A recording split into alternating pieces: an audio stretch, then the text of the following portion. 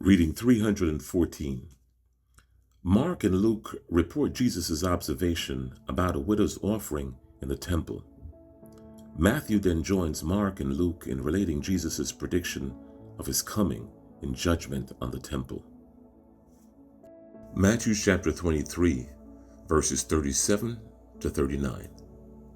O Jerusalem, Jerusalem, the city that kills the prophets and stones those who are sent to it. How often would I have gathered your children together as a hen gathers her brood under her wings, and you were not willing? See, your house is left to you desolate. For I tell you, you will not see me again until you say, Blessed is he who comes in the name of the Lord. Matthew chapter 24, verses 1 through 31. Jesus left the temple and was going away when his disciples came to point out to him the buildings of the temple. But he answered them, You see all these? Do you not? Truly, I say to you, there will not be left here one stone upon another that will not be thrown down. And he sat on the Mount of Olives. The disciples came to him privately, saying, Tell us, when will these things be, and what will be the sign of your coming and the end of the age? And Jesus answered them, See that no one leads you astray. For many will come in my name, saying, I am the Christ, and they will lead many astray. And you will hear of wars and rumors of war. See that you are not alarmed, for this must take place, but the end is not yet. For nation will rise against nation, and kingdom against kingdom, and there will be famines and earthquakes in various places. And all these are but the beginning of the birth pains. Then they will deliver you up to tribulation and put you to death. And you will be hated by all nations for my name's sake. And then many will fall away and betray one another and hate one another. And many false prophets will arise and lead many astray. And because lawlessness will be increased, the love of many will grow cold.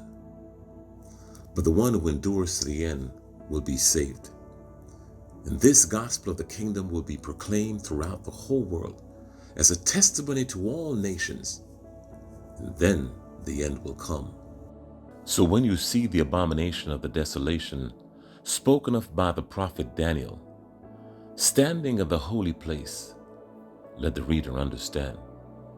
Then let those who are in Judea flee to the mountains. Let the one who is on the housetop not go down to take what is in the house.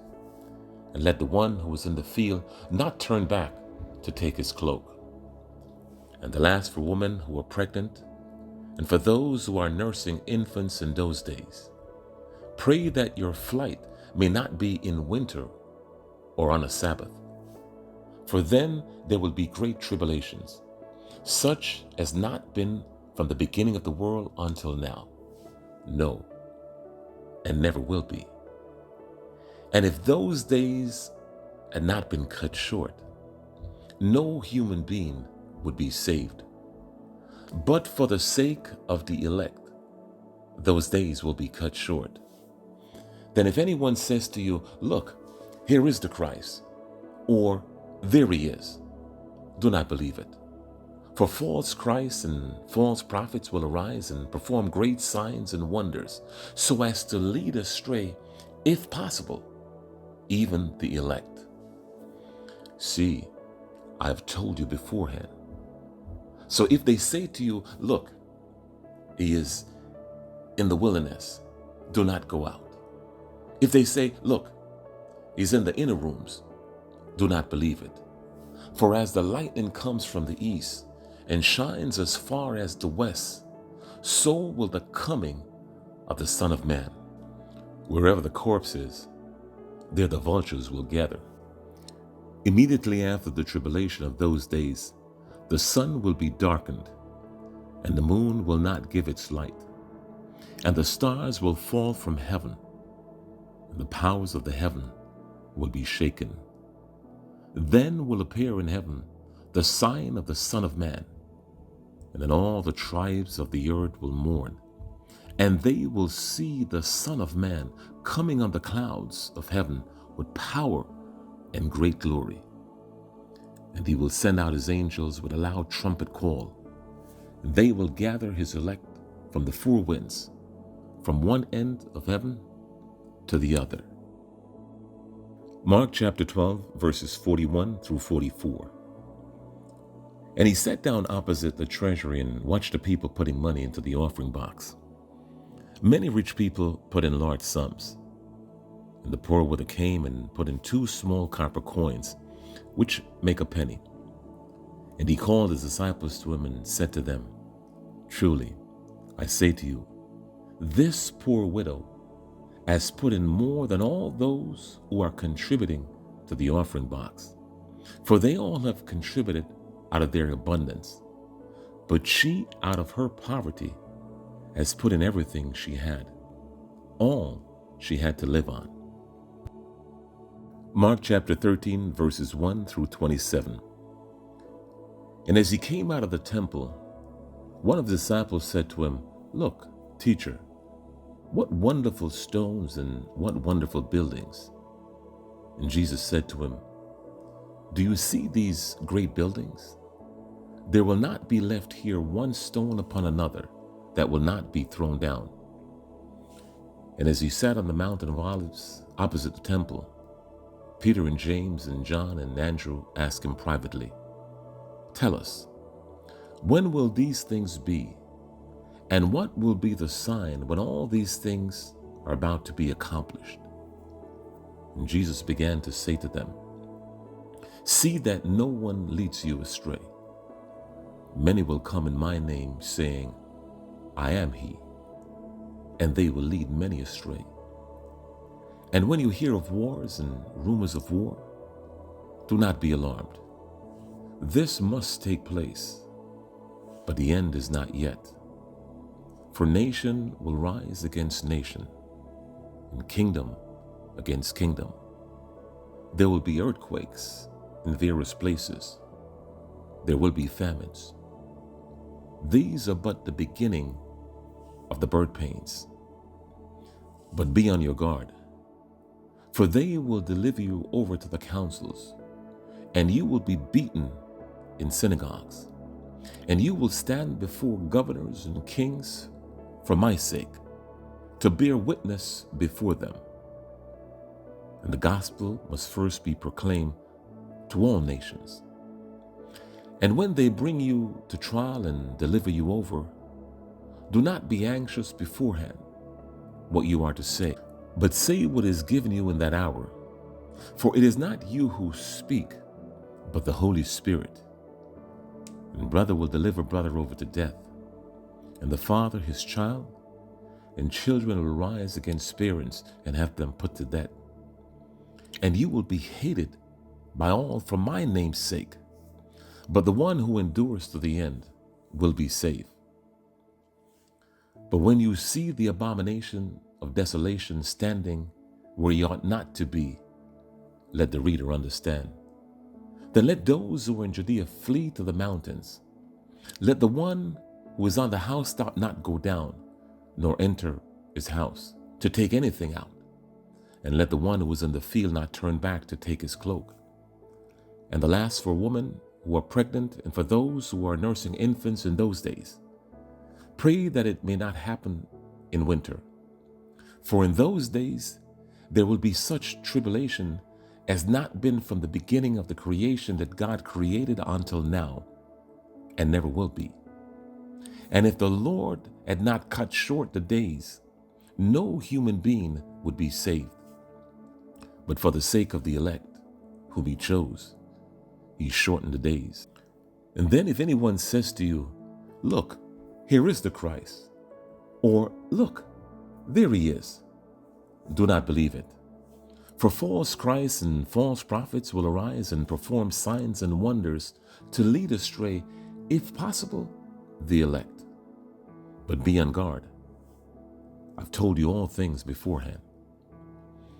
But in those days, after that tribulation, the sun will be darkened, and the moon will not give its light, and the stars will be falling from heaven, and the powers in the heavens will be shaken. And they will see the Son of Man coming in the cloud with great power and glory. And then he will send out the angels and gather his elect from the four winds, from the ends of the earth to the ends of heaven. Luke chapter 21, verses 1 through 27. Jesus looked up and saw the rich putting their gifts into the offering box. And he saw a poor widow put in 2 small copper coins. And he said, "Truly I tell you, this poor widow has put in more than all of them. For they all contributed out of their abundance, but she, out of her poverty, put in all that she had to live on." And while some were speaking of the temple, how it was adorned with noble stones and offerings, he said, "As for these things that you see, the days will come when there will not be left here one stone upon another that will not be thrown down." And they asked him, "Teacher, when will these things be? And what will be the sign when these things are about to take place?" And he said, "See that you are not led astray. For many will come in my name, saying, 'I am he,' and 'the time is at hand.' Do not go after them. And when you hear of wars and tumults, do not be terrified, for these things must first take place, but the end will not be at once." And then he said to them, "Nation will rise against nation, and kingdom against kingdom. There will be great earthquakes, and in various places famines and pestilences. And there will be terrors and great signs from heaven. But before all this, they will lay their hands on you and persecute you, delivering you up to the synagogues and prisons, and you will be brought before kings and governors for my name's sake. This will be your opportunity to bear witness. Settle it therefore in your minds, not to meditate beforehand how to answer. For I will give you a mouth and wisdom, which none of your adversaries will be able to withstand or contradict. You will be delivered up even by parents and brothers, and relatives and friends. And some of you they will put to death. You will be hated by all for my name's sake. But not a hair on your head will perish. By your endurance, you will gain your lives. But when you see Jerusalem surrounded by armies, then know that its desolation has come near. Then let those who are in Judea flee to the mountains, and let those who are inside the city depart, and let not those who are out in the country enter it. For these are days of vengeance, to fulfill all that is written. Alas, for women who are pregnant, and for those who are nursing infants in those days. For there will be great distress upon the earth, and wrath against this people. They will fall by the edge of the sword, and be led captive among all nations. And Jerusalem will be trampled underfoot by the Gentiles, until the times of the Gentiles are fulfilled. And there will be signs in sun and moon and stars, and on the earth distress of nations in perplexity because of the roaring of the sea and the waves. People fainting with fear and with foreboding of what is coming on the world. For the powers of the heavens will be shaken. And then they will see the Son of Man coming in a cloud with power and great glory.